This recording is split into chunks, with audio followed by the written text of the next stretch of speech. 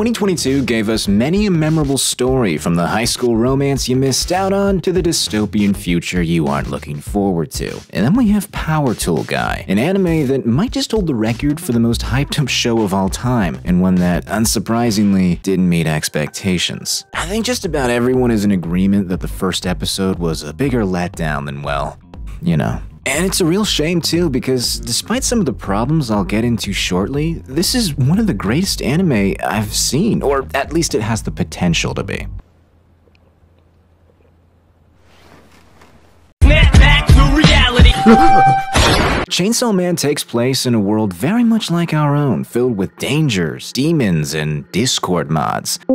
Denji is a guy at rock bottom, stuck with a debt he can't pay off. I'd call him a loser, but it's not like he has anything to lose, on account of him being one of the poors and all that. But one thing leads to another, and he finally becomes a devil-hunting devil man, all so that he can finally achieve his dream. There are two camps when it comes to Chainsaw Man. One side thinks the show is just dumb fun, mostly relying on the rampant tomfoolery on full display in almost every episode. The other side believes there's some meaning to the madness, that we're seeing a commentary on the nature of mankind. I'm a guy who loves to overanalyze things, so naturally I'm inclined to believe the show has something to say, even if I have to put the words into its mouth myself. Although shockingly enough, I don't have to cope too hard this time. Tatsuki Fujimoto, the author of Chainsaw Man, once described the series as a wicked fully coolie and a pop Abara, I don't know. I've never read it, though I do know the main guy is also named Denji, so I suppose that checks out. But I have seen Fully Cooley. It's one of my all-time favorites, and I'd say the comparison is completely justified. Both shows are an adrenaline-pumping, fast-paced, Sum 41 all-killer, no-filler, crazy extravaganza filled to the brim with quiet, introspective moments. This is something that caught me completely off guard. I mean, it's called Chainsaw Man. The image that comes into your mind from such a title doesn't exactly scream subtlety. But the show is surprisingly mellow and down to earth.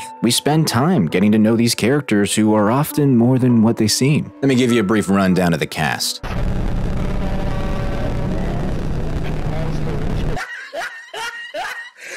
look at the top of his head! Power over periods. I know what you are! What are you doing here today?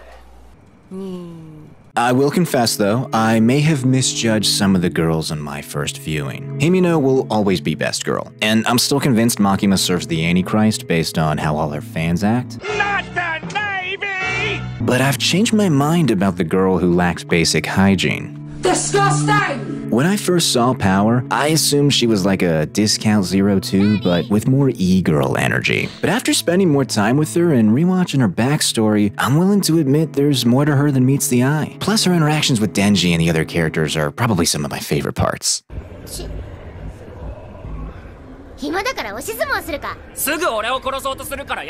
Maybe it's all the cute fan art coupled with moderate amounts of copium, but somewhere along the way, I started thinking, you know what? I could fix her.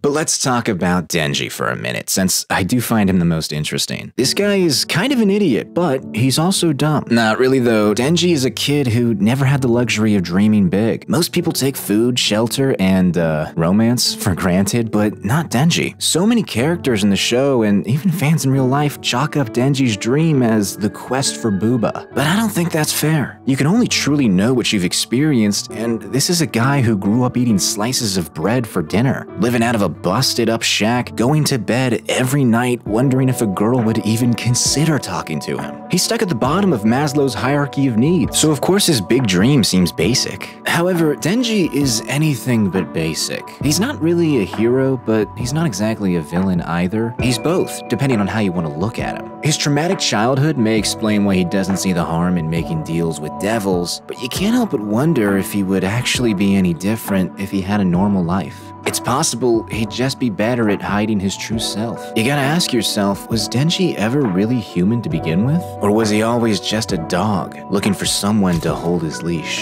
I haven't read the manga, so I don't know how his story ultimately plays out, but I do think the show is more than edgy moments and nihilism. Is it as smart as I'm making it out to be? I don't know, probably not. But just because something is kind of dumb doesn't mean it can't be deep too.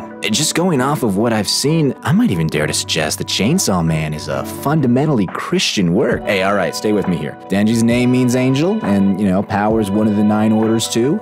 They fight devils. That's gotta count for something. Okay, yeah, it's not a one-to-one, and it's got some major theological inaccuracies, but hey, it's Japan. These things happen. Look, I'm not willing to die on this hill right now, but I might just lose an arm and a leg for it. I'll let you know where I stand once the anime concludes. Or, you know, if I break down and read the manga while I wait for season 2. But we're not talking about the manga right now. We're talking about the anime, which means we should probably talk about the animation. The Mappa Sweatshop boys brought their A game for this one. I know everyone was just saying Demon Slayer set the bar for TV anime, but I'm pretty sure Chainsaw Man has passed it up.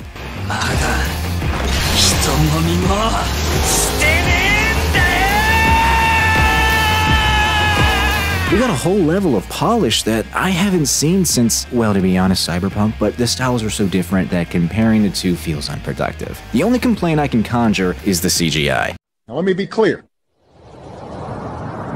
I am not against CGI. Some of my favorite anime have CGI. What matters, though, is how it's used. Is it something that the studio will play into to give the show a certain look and feel? Or is it something that's just used to meet deadlines? Let's rewind the clocks. When the first season of the final season of Attack on Titan came out 2 years ago, dear God, that's actually hilarious, there was this whole nasty debate about Mappa and the CGI Titans. I'm not gonna go into detail because, I mean, it's this whole thing and it doesn't matter. But the main reason people seem to dislike the CGI Titans wasn't because they were absolutely horrendous to look at. It was because there wasn't a god-tier animated fight that justified the decision. People didn't get that upset when Wit had some truly awful CGI Titans because we got the Armor Titan fight, and literally anything involving Levi. There was an understanding that with bad CGI came the promise of something amazing. Mappa did eventually animate Flock's Last Stand, which, yeah, that went hard, but still not as hard as what came before. Chainsaw Man's first episode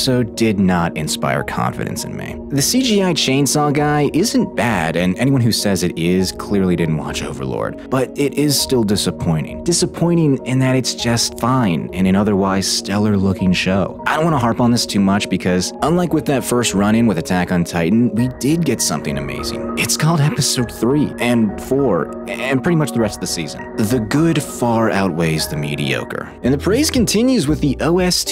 Kensuke Ushio, I don't know if I'm saying that right, but it's a name I will not soon forget, especially after finding out I already love this guy's music, and I didn't even know until writing this video. It's a great mix of aggressive industrial noise and melancholic melodies echoing with the solemn sounds of urban decay. Basically, it's a vibe that will finally get that one song from Cyberpunk out of my head. Oh, come on.